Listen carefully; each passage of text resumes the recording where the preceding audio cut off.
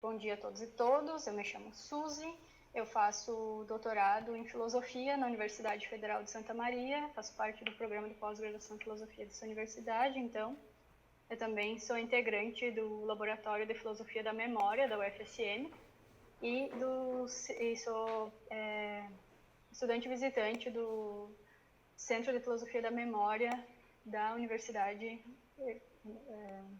Grenoble-Alpes, na França. Hoje eu vou falar sobre a identidade pessoal em John Locke e David Hume. O meu objetivo é mostrar as proximidades e os distanciamentos entre as propostas desses dois filósofos da modernidade. O meu objetivo, então, ele é mostrar como, primeiramente, como Locke rompe com a tradição de até então, que considerava que a identidade pessoal ou a permanência das pessoas no tempo dependia da mesmidade de uma substância, mais especificamente de uma substância imaterial, uma alma pensante. E Locke, então, ele desvincula a identidade pessoal da mesmidade de uma substância e ele relaciona a pessoalidade à responsabilização moral. Eu vou ter que pausar um pouco aqui. Um momento. As pessoas me pedem para entrar aqui. Deixa eu permitir. Tem como alguma outra pessoa fazer o gerenciamento da entrada na sala? Porque senão eu não consigo... Desse modo que eu tenho que compartilhar a tela inteira com vocês, fica meio inviável. Eu acho que não. Só quem abriu a sala que pode fazer... aceitar. Era mais fácil alguém, mandar o material para alguém para passar o slide para você acompanhando. Acho que é o jeito mais tranquilo. Ok, vamos. Eu tentar visualizar... Só um instante, pessoal. Pedir desculpa por esse contratempo que eu não tinha usado ainda esse visualizador do PDF. Eu vou tentar abrir com Adobe e ver se tem como compartilhar só a janela.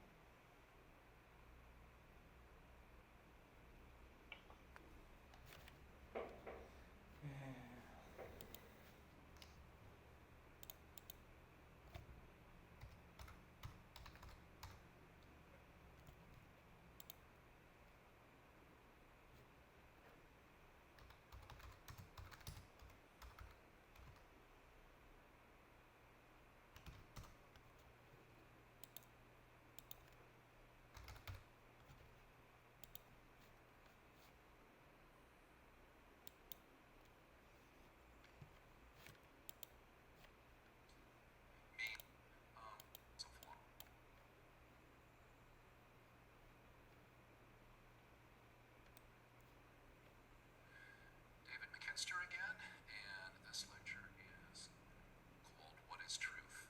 This corresponds to the assigned readings in Bertrand Russell's The Problems of Philosophy. It sort of dovetails with the previous lectures that are based on that book. But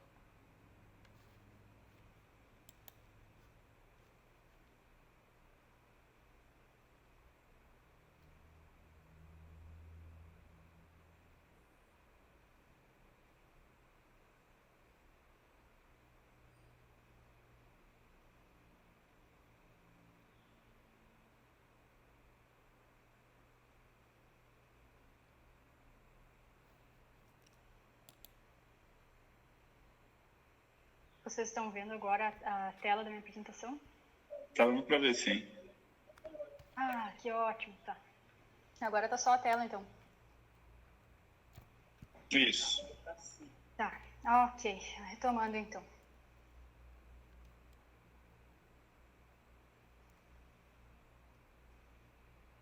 Então, o meu objetivo, então, é mostrar como, primeiro, o Locke, ele se afasta dessa tradição de até então, de vincular a identidade pessoal à mesmidade de uma alma imaterial.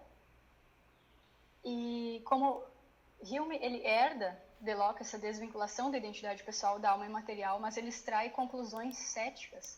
Ele chega num resultado um tanto quanto diferente do resultado de Locke, partindo mais ou menos do mesmo ponto de partida. Partindo do mesmo ponto de partida é excelente. Mas, bom, então, esses dois filósofos, eles são filósofos modernos, empiristas, e a partir dessa teoria, de uma teoria mais geral, empirista deles, eles inscrevem, em meio a essa teoria, uma apresentação, uma explicação sobre a identidade pessoal, e elas têm pontos semelhantes e pontos diversos. Bom, vou começar então com o Locke. O Locke, mas antes, não, tá, ok. Primeiro eu vou falar sobre alguns termos que a gente precisa ter em mente quando a gente for falar sobre toda essa discussão sobre identidade pessoal. Então eu vou apresentar alguns termos-chave primeiro. Depois eu vou passar para a consideração então da teoria do Locke, em que ele apresenta pessoa como um termo forense. E depois a teoria de Hume, que ele considera que o self é nada mais que um feixe ou coleção de percepções diferentes. Aproveitando para explicar um pouco o porquê dessa notação aqui, então, entre parênteses, né? Primeiramente, quando eu estou falando sobre as obras do Locke, eu vou falar sobre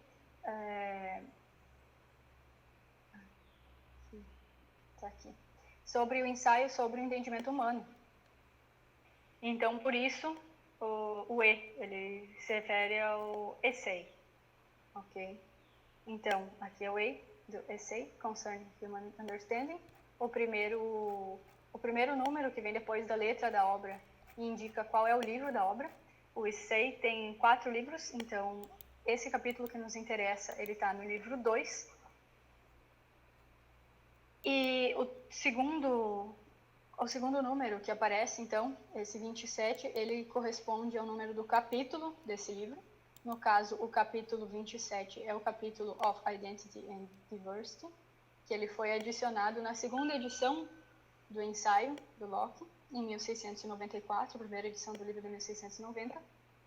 E o terceiro número, aqui o último após o ponto, ele diz respeito à seção ou parágrafo desse capítulo em que aparece aquilo que eu estou dizendo que Locke está dizendo. Por outro lado, aqui, a questão do T, entre parênteses, estou me referindo ao Tratado sobre a Natureza Humana, do Hume.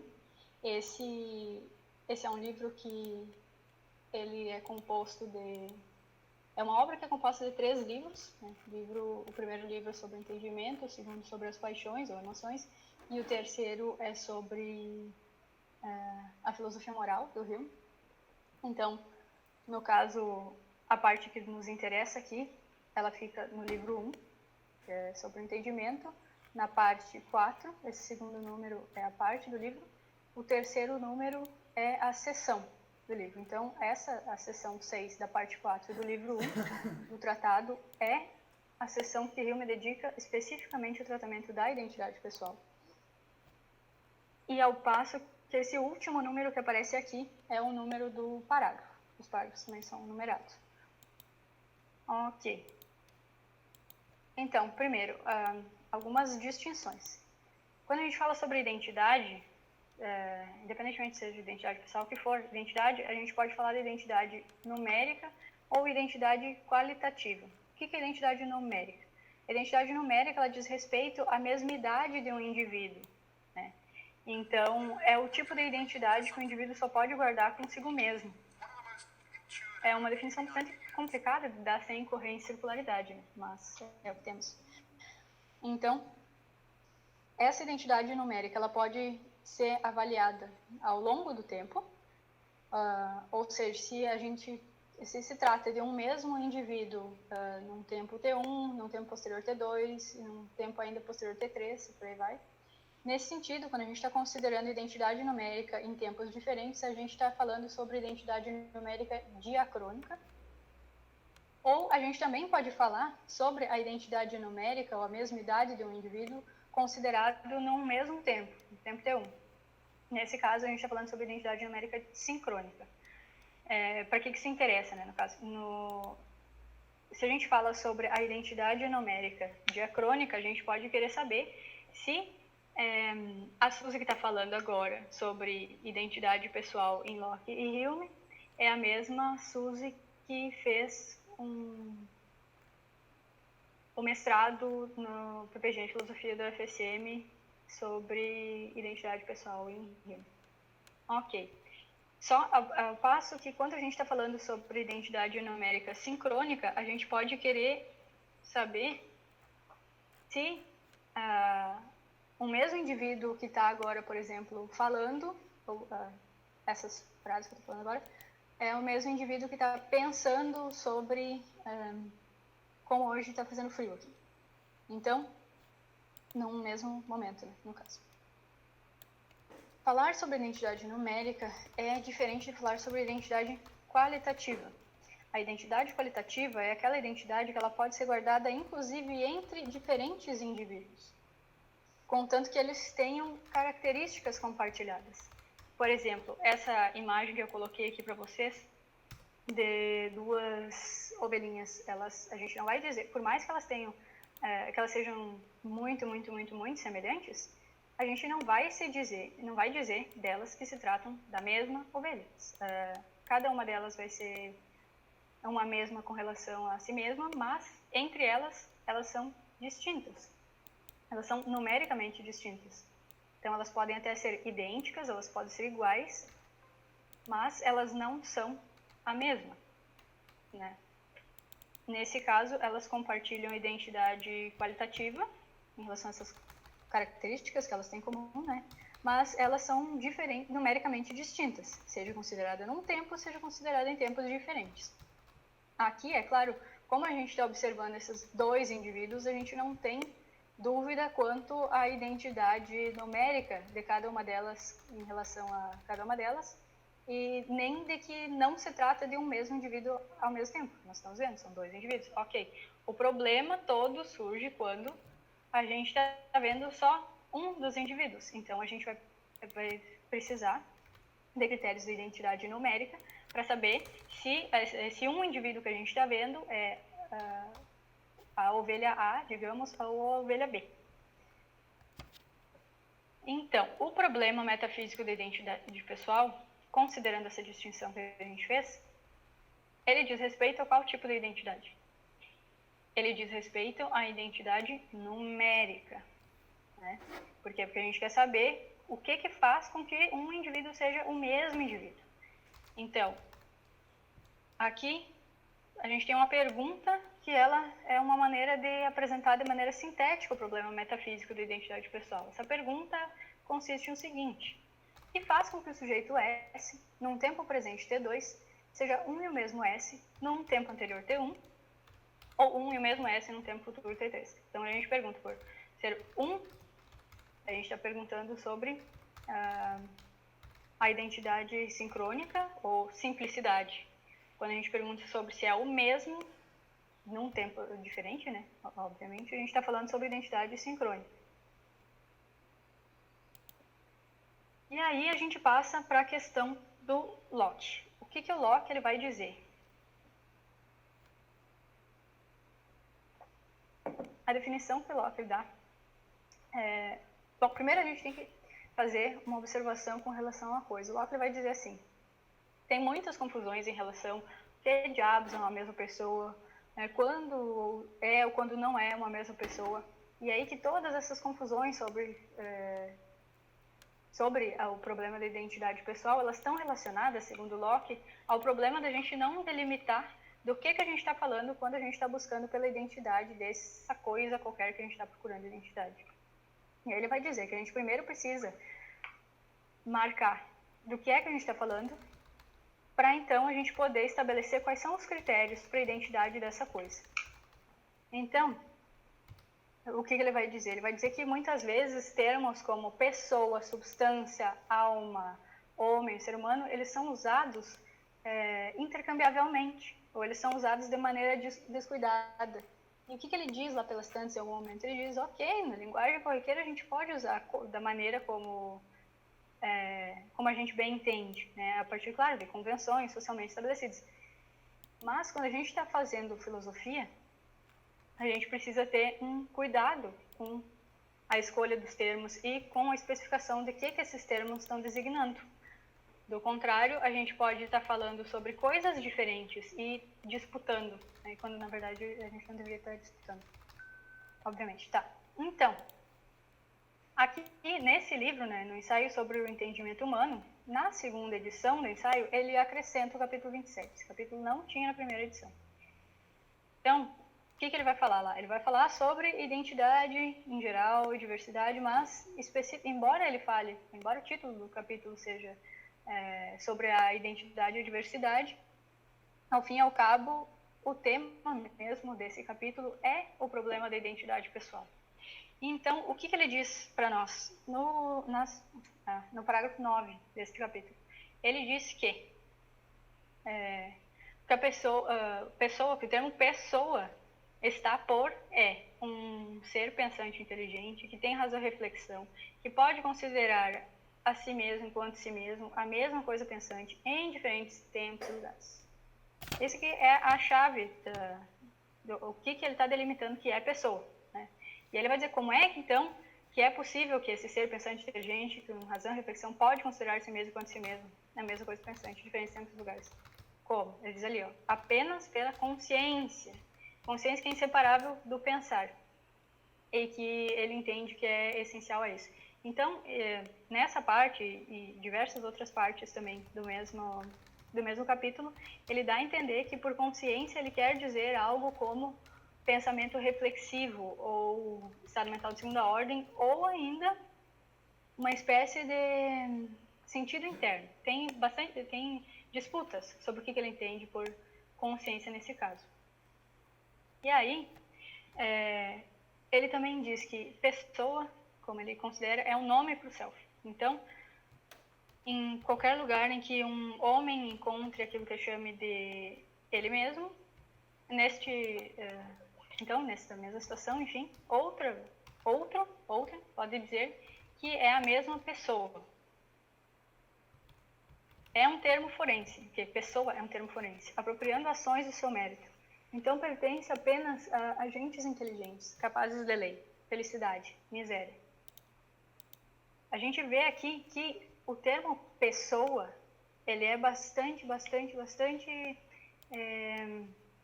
restrito na sua aplicabilidade. Então, quando a gente olha para essa definição de pessoa aqui que Locke está dando, a gente entende que muitos seres humanos, por exemplo, não vão poder ser considerados pessoas, né, segundo essa definição. Então, mas o ponto é um termo forense, é um termo que ele diz respeito ao âmbito de imputabilidade, de responsabilização, então, desses indivíduos que recaem sobre essa categoria de pessoas. Então, através da pessoalidade, é possível apropriar, então, ações e o mérito por essas ações.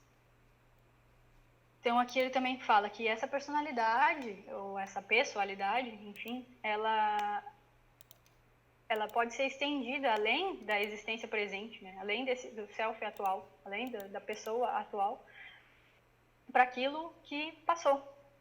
E como? Né? Apenas através da consciência. Então, desse modo,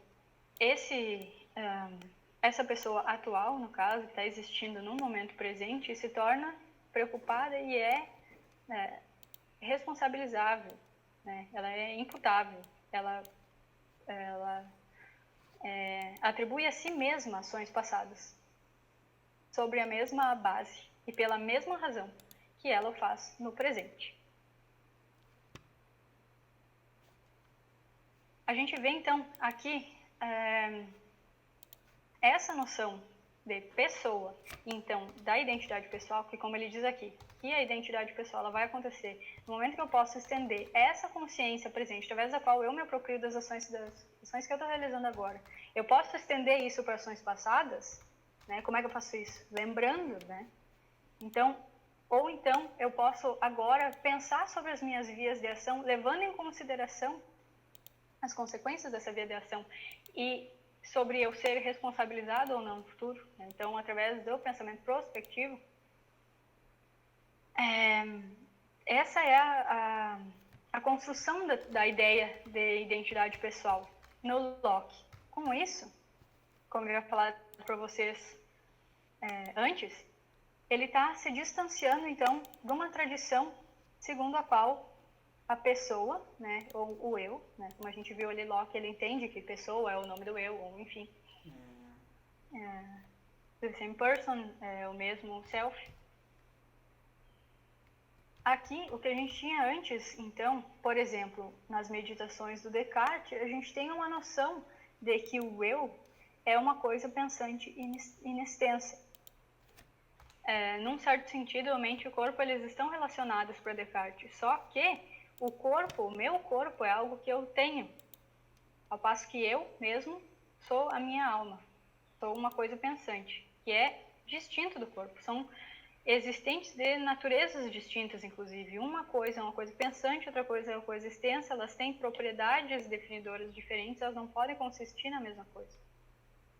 Para Locke, não importa que raios de substância, se é uma substância material, se é uma substância material, se é um corpo, se é uma alma, o que é. Não importa qual é a substância através da qual a consciência é implementada. O que importa é a consciência. Então, qual é o percurso argumentativo do Locke no capítulo sobre a identidade e a diversidade? Primeiro, ele discorre sobre noções de identidade e diversidade, ele tenta lhe dar algumas definições, depois ele fala sobre que tipos de substâncias que você pode ter ideia. E aí, para ele, isso aqui é muito importante, para ele, as substâncias que a gente pode ter ideia, a gente pode... aliás, isso é um aspecto que é importante salientar, que ideia, em Locke, ele é um termo que se aplica a conteúdos mentais em geral. Então, ele não está falando só de estados mentais proposicionais, por exemplo. Para o Locke, o conteúdo da mente são as ideias. É o termo mais geral para o conteúdo mental. Ok. Diferente do Hume, como a gente vai ver depois, que o termo mais geral para o conteúdo mental é percepção, percepções. Então, conteúdo mental para Hume são as percepções, conteúdo mental para Locke são as ideias. Então, o que você pode ter ideia? Sobre o que você pode pensar? Deus, inteligências finitas e corpos. E aí, ele vai focar a sua investigação nos corpos. Então, ele vai falar sobre diferentes tipos de coisas corpóreas, materiais, físicas, enfim. E como a identidade desses diferentes tipos de coisa funciona. Como ela funciona, como ela pode ser atribuída ou verificada. E aí ele começa falando sobre a identidade dos corpos sem vida, como ele chama, massas de matéria, depois ele passa para a identidade dos vegetais ou plantas, depois ele fala sobre a identidade dos brutos ou animais em geral, e aí ele fala sobre a identidade dos animais de um tipo especial, no caso dos seres humanos, para então chegar na explicação sobre identidade pessoal, e que, como a gente vai ver, ela é bastante diferente da identidade do animal humano. Então, o ponto todo é que é o seguinte, em Locke a gente não tem só uma noção da identidade. A identidade ela vai variar conforme aquilo que ela estiver sendo aplicada. Essa é uma diferença que a gente vai ver em relação à proposta do Hume. Então, a identidade dos corpos sem vida ou das massas de matéria para Locke, ela funciona da seguinte maneira. Bom, na medida em que corpos sem vida ou massas de matéria são compostos por partes menores e até chegar em partes indivisíveis, né? Ele fala em átomo, claro, não é essa entidade que hoje a física considera como um átomo, né? Até porque os átomos, a entidade física átomo atual, ela envolve outras partículas menores, né? Mas, no caso aqui do Locke, ele está falando pura e simplesmente sobre objetos físicos que a gente observa serem compostos de partes menores, da junção dessas partes menores. E aí o que ele diz? Que no momento em que tu modifica quando tu faz uma mínima alteração na matéria de que é constituído, então, esse corpo, você descaracteriza a identidade. Então, no caso dos corpos sem vida, das massas de matéria, o critério de identidade é imutabilidade, pura e simplesmente. Lembre-se disso. Quando ele fala, então, sobre os seres com vida, sobre corpos com vida, a coisa fica completamente diferente. Ele diz que é o seguinte, mesmo a mudança de grandes porções de matéria, da qual o corpo dessa coisa, no caso de algum corpo corpo com vida, aliás, for composta, mesmo que a gente tenha grandes variações nos corpos das coisas vivas, ainda assim elas preservam sua identidade, contanto que as partes que compõem esse corpo com vida, elas estejam colaborando para a manutenção dessa vida em comum. Então, na medida em que essas partes colaborarem para a manutenção da vida em comum, a gente vai ter a identidade desse corpo com vida, dessa planta, no caso. Então, mesmo que hajam modificações, o ponto é que essas modificações elas não podem ser muito grandes, muito brutas. Isso, então essa é para os vegetais. No caso dos animais, em geral, eles também têm esse critério da manutenção de uma mesma vida em comum, as partes contribuem para uma mesma vida em comum. Então, a preservação dessa vida ao longo do tempo, através da junção dessas partes do corpo, elas configuram a identidade dos animais em geral. E é muito importante aqui, o Locke ele reforça esse ponto, assim, é muito importante que esses animais, eles são diferenciados entre diferentes tipos a partir do aspecto deles, a partir da forma deles. Então, a forma ela tem que ser preservada. E aí, é claro, a forma ela vai mudar ao longo da vida. Né? No caso, por exemplo, filhotinhos são diferentes de animais grandes e de animais velhinhos. Né? Só que o ponto é que existe todo um processo que é gradativo de transformação dessa forma. E que, ao longo do tempo, as partes que estão fazendo parte daquele organismo, né, elas contribuem, então, para a vida desse organismo. E elas vão mudando gradativamente. E, nesse caso, admite-se que há identidade. No caso dos seres humanos, e aí ele coloca lá man, né, não é diferente dos demais animais. O que importa? A gente tem na palavra man, ou homem, ou ser humano, considerando o animal, ser humano, né, a gente tem a ideia na mente, diz o Locke, de um animal com determinada forma, de um ser com determinada forma. E aí, contanto que, essa forma, aliás, a forma do organismo, o organismo tem essas partes que colaboram para uma vida em comum.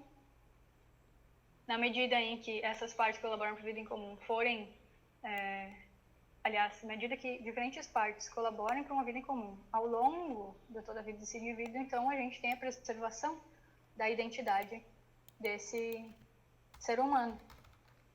Mesmo que haja mudança de partes, porque ela vai ser uma mudança gradativa, e mesmo que... é isso. Ok. O que é o ponto que ele diz aqui nesse trecho? Ele diz, então, que um animal é um corpo vivo organizado, consequentemente, o mesmo animal, como nós observamos, é a mesma vida contínua comunicada a diferentes partes de matéria, diferentes partículas de matéria.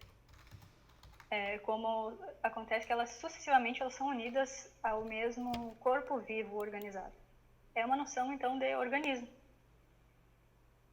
E então, o que ele diz que aqui, a ideia na nossa mente que a palavra homem nas nossas bocas significa nada mais do que um animal de uma certa forma. Então, o que importa aqui para contar como um determinado animal de um determinado tipo é o aspecto e a manutenção de uma vida comum através da cooperação dessas partes ao longo do tempo é o que vai fazer com que a identidade desse animal, no caso do ser humano aqui, né, vai permanecer o mesmo. Ele até fala, tem um exemplo que ele dá, ele traz um relato do Sir William Temple, que era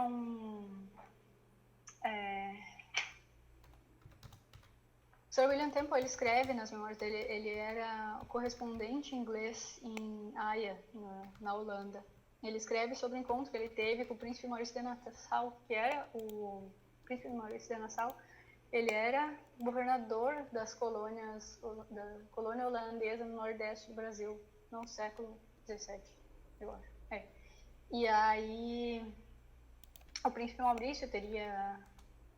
Bom, enfim, tem toda uma história, mas o ponto é que o príncipe Maurício teria relatado para o William Temple, e o William Temple escreve nos relatos, e o Locke retoma as palavras do William Temple, falando que sobre um papagaio que ele responderia as perguntas do príncipe e tudo mais, mas de maneira que dava a entender que aquele macaco, aquele papagaio, ele era capaz de raciocínio inferencial, né? Que ele era em algum sentido racional, que ele poderia pensar sobre coisas e para formular as suas respostas.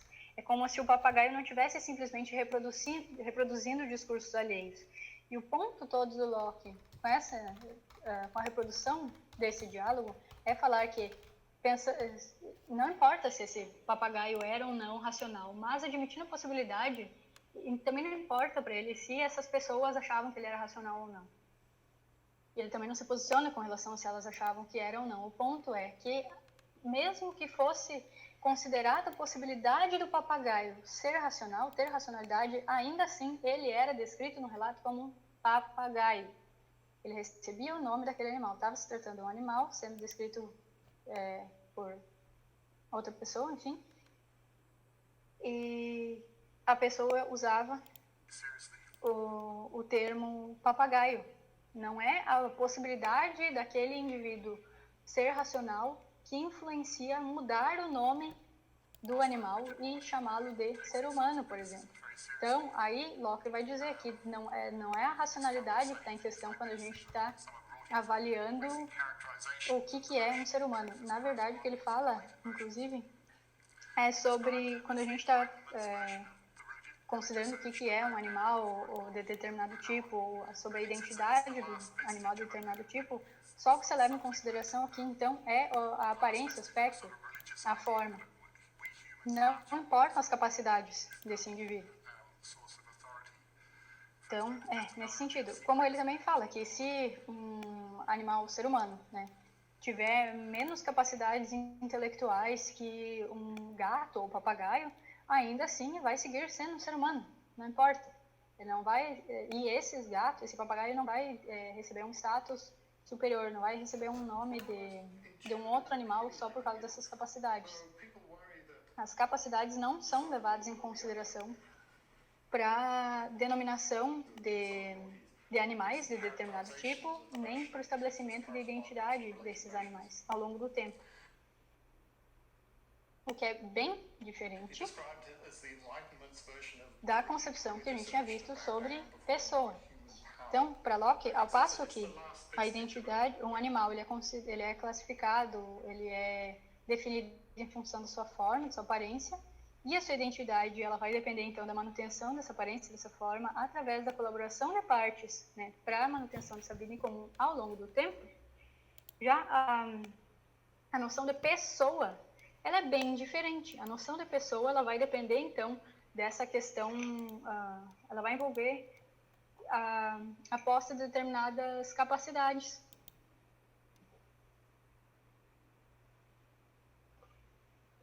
Então, o que ele vai dizer? Que o self, que antes, como eu mostrei ali, eu acho, num trecho, self é o nome da pessoa. Então, self, pessoa, ele usa de maneira intercambiável, ok?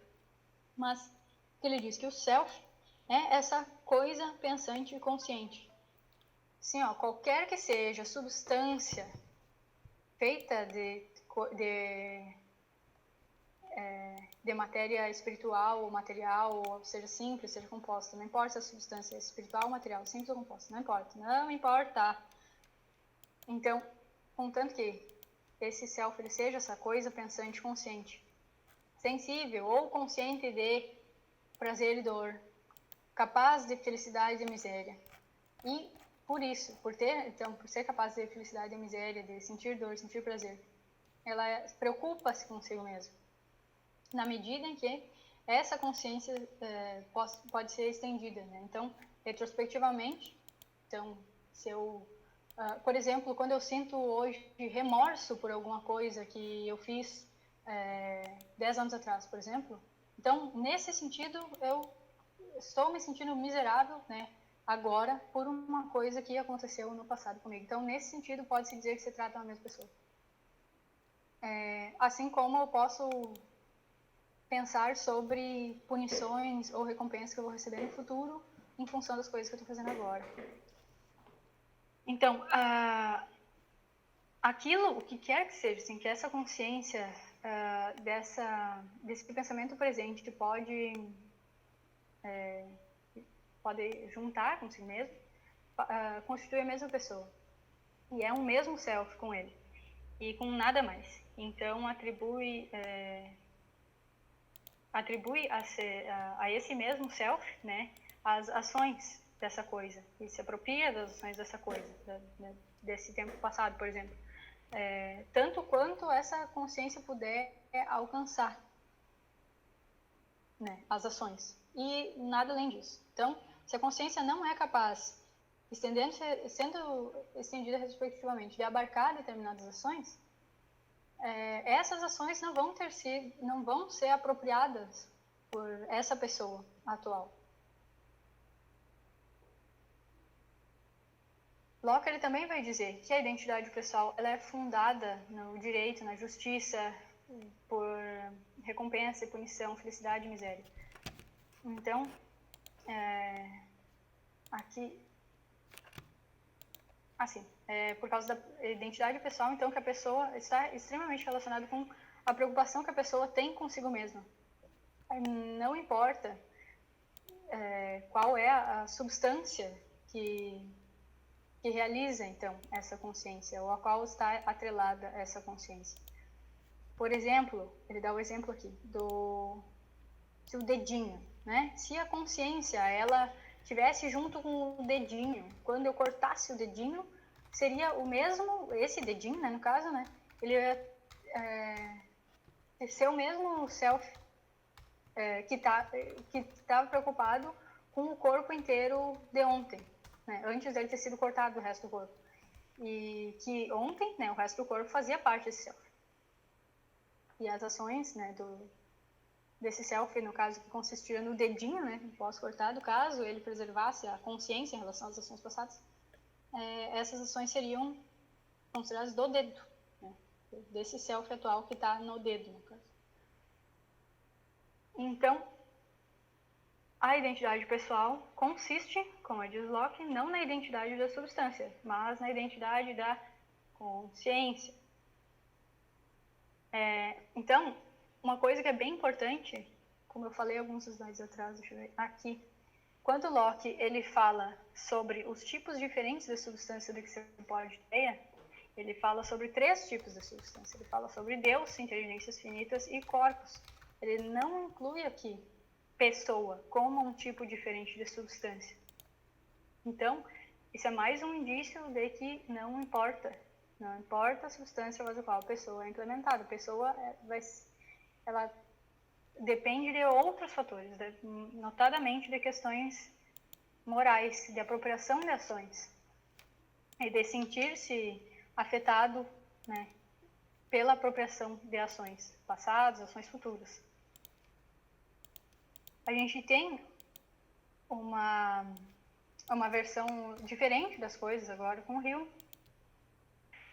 O Hume, ele escreve o Tratado da Natureza Humana, publica esses livros que compõem a obra, né, do tratado. Ele publica, como eu comentei antes, são 3 livros.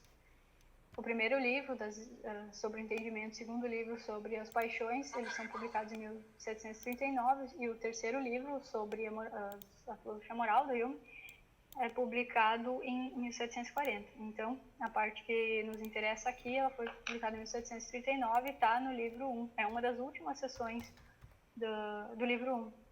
Ela só antecede a questão dos comentários do Hume sobre ceticismo no livro. Ela é a penúltima seção do livro 1. Então, tá. Eu acho que é melhor eu explicar isso aqui, não usar esses slides agora. A gente tem que falar um pouco sobre como o Hume entende que são formados nossos conteúdos mentais, né? Então, se a gente olhar nas sessões que antecedem a sessão da identidade pessoal no tratado, a gente vai ver o porquê, a gente vai entender o porquê que ele chega nas conclusões céticas que ele chega nessa sessão da identidade pessoal. Para Hume, como eu mencionei anteriormente, o conteúdo mental, né, ele é constituído por percepções. Os itens do mundo mental são as percepções. Esse é o termo mais genérico para o conteúdo mental. Essas percepções, para Hume, elas podem ser basicamente de dois grandes tipos. Elas podem ser impressões, elas podem ser ideias. As impressões são aquelas percepções que entram mais... são as primeiras impressões. São as primeiras percepções, aliás, que a mente entra em contato, que surgem na mente. A primeira ocorrência dos objetos na mente é através das percepções do tipo impressões. Elas são mais fortes, mais vívidas. No momento em que a gente tem as impressões, e aí Hume ele diz que não importa qual é o que causa as impressões, né?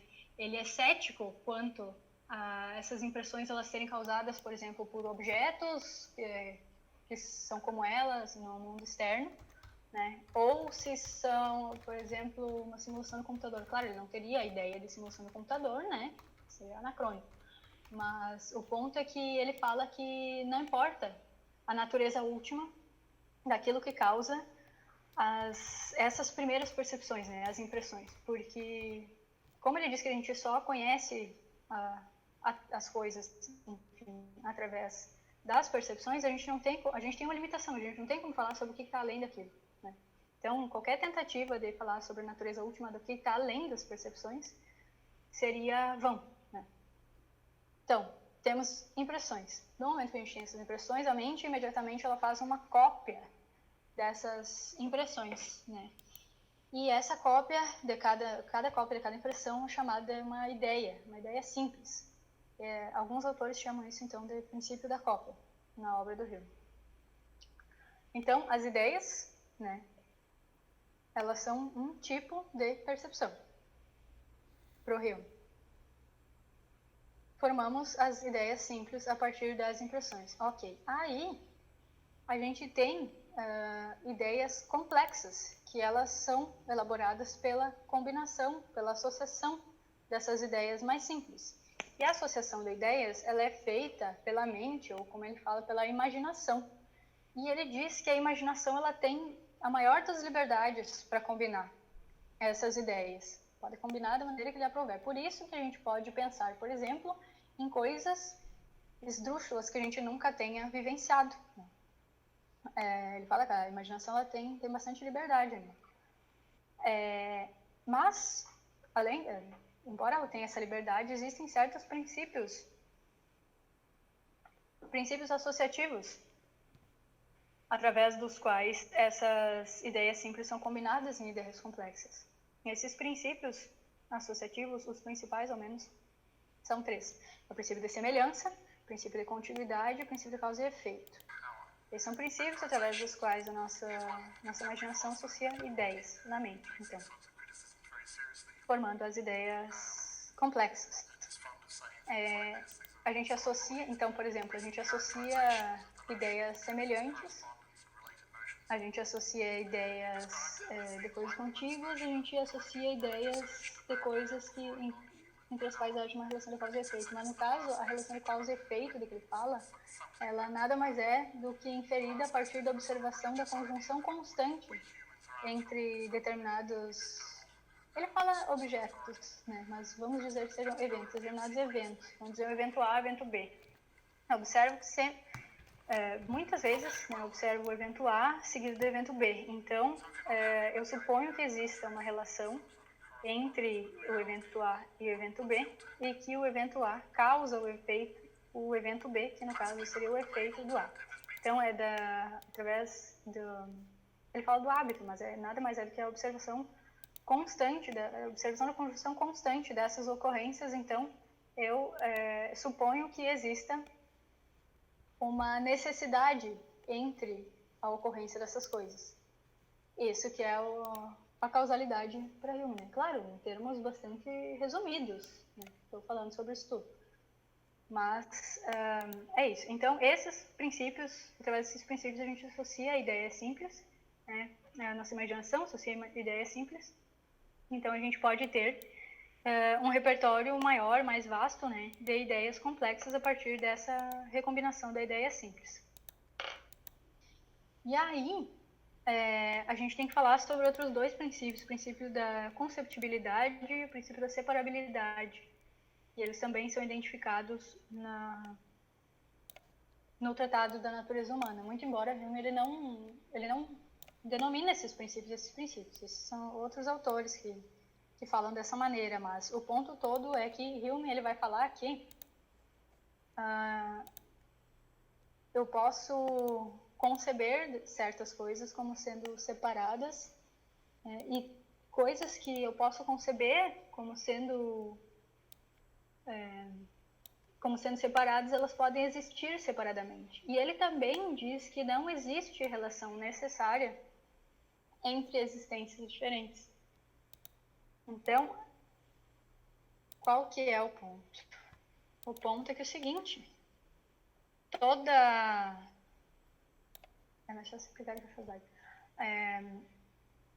ideia ela vai derivar, em última análise, de uma impressão. E aí ele vai dizer que eu não posso ter uma ideia de eu simples e idêntico, não posso ter uma ideia de identidade pessoal, porque eu não tenho uma impressão a qual possa corresponder esse eu simples e idêntico. Porque ele diz que quando eu olho mais intimamente para mim mesma, não consigo aprender a mim mesmo além de alguma percepção particular. Ele fala que o tempo todo eu estou sentindo dor, frio, estou vendo coisas, estou ouvindo coisas, enfim. Eu estou o tempo todo tendo essas diferentes, inúmeras percepções, e essas percepções elas ocorrem numa sucessão muito rápida, e que eu não consigo isolar. Se eu subtrair todas as minhas percepções, não sobra um eu, não é algo que possa ser isolável, né, dessas percepções. Então, eu não tenho como ter uma impressão de um eu simples e idêntico. Eu não posso, portanto, formar uma ideia de eu simples e idêntico. Por quê? Porque as ideias são cópias de impressões. Então, aqui, deixa eu ver se tem alguma coisa mais...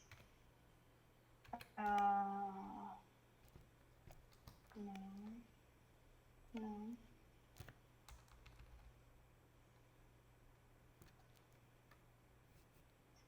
Aqui, tá. Então, para Hume, a gente vai ter uma ideia bastante diferente da ideia de Locke. Enquanto para Locke os critérios de identidade variam conforme a que eles se aplicam, para Hume, identidade ela tem um sentido unívoco. A identidade ela diz respeito apenas à imutabilidade. Então, a identidade, stricto sensu, para Hume, é a imutabilidade. No momento que tu faz qualquer alteração, tem qualquer alteração, é desconfigurada a identidade. Então, aqui, segundo Hume, poderia ser dito que a identidade é perfeita se o algo, né, sobre o qual tu quer considerar se é idêntico ou se não apresenta qualquer mudança no intervalo do tempo, isso quer dizer que tem a identidade preservada. Então,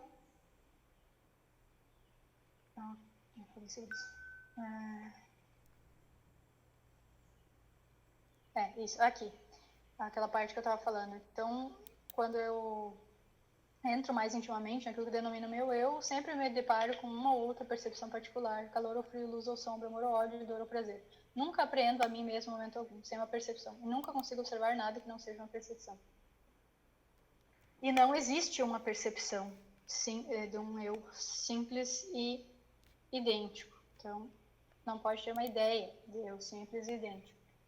Do mesmo modo, a identidade para ele é unívoca, então ela diz respeito à imutabilidade. Então, não existe, propriamente falando, identidade pessoal, segundo Hume. O que ele fala? Não, mas a gente tem uma tendência. Mas por que eu imagino que sou eu ao longo do tempo, né? Então, por quê? Se eu não tenho credenciais epistêmicas para essa crença. Por quê? Por que, então, que eu tenho essa crença mesmo assim? E aí o Hume ele vai falar que ele vai passar todo o resto dessa sessão explicando por que, apesar de não existir identidade propriamente dita entre coisas que sofrem mudanças, né, entre diversidades, por que a gente tem uma propensão a supor se tratar da mesma coisa, mesmo que hajam mudanças. Então, para Locke, a gente tem diferentes critérios de identidade, para Hume, a gente tem só um critério de identidade. E a gente tem o quê? Uma propensão ao erro, segundo ele, para atribuir identidade a diversidades. E ele diz que isso acontece através daqueles princípios de associação de ideias. Semelhança, contiguidade e causalidade. E aí ele vai falar, ele vai resgatar, inclusive, alguns dos exemplos de que Locke estava falando sobre identidade de plantas, de animais em geral e tudo mais. Só que quando o Hume fala, ele não está falando sobre como o que caracteriza a identidade desses indivíduos. Hume está falando sobre como a mente supõe que haja identidade mesmo diante da diversidade. Como é que a mente atribui identidade que é, em última análise, fictícia a essas diversidades, né? Então, o que ele considera, né? Ele, antes dessa parte aqui, ele fala algo como que há filósofos que o tempo todo parecem estar certos de que existe um eu simples, um eu idêntico, e que parece que tentar fornecer evidências, né, ou bases para sustentar essa ideia de eu simples idêntico, contrariaria a aparente evidência dessa ideia. O ponto é que para Hume, para ele não... nós não temos... nós não somos epistemicamente embasados para supor a nossa continuidade ao longo do tempo. Ele fala aqui que os demais homens, então, a parte daqueles metafísicos que acham que é evidente que eles são os mesmos ao longo do tempo, enfim, os demais homens, eles não são senão um feixe ou coleção de diferentes percepções, que se sucedem umas às outras com uma rapidez inconcebível e estão em perpétuo fluxo e movimento. Então, é a coleção das diferentes percepções que constitui o eu. E não é uma coisa idêntica, porque as percepções elas estão em constante fluxo, em constante mudança. Não há identidade pessoal.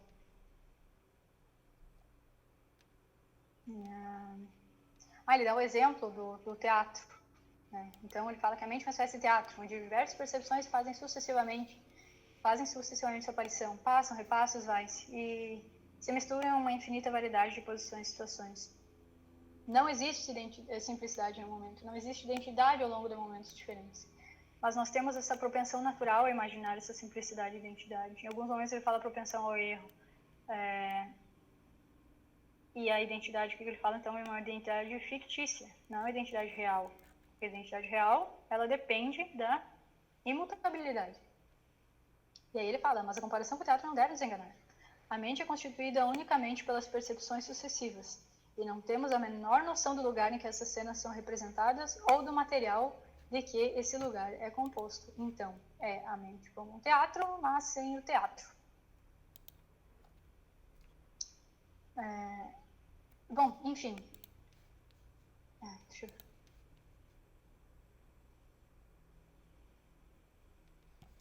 Aqui. Um pouco eu não vou apresentar todos esses nomes.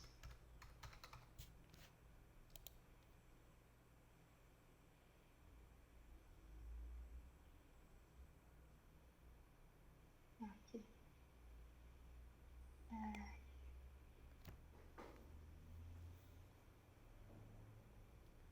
Janela.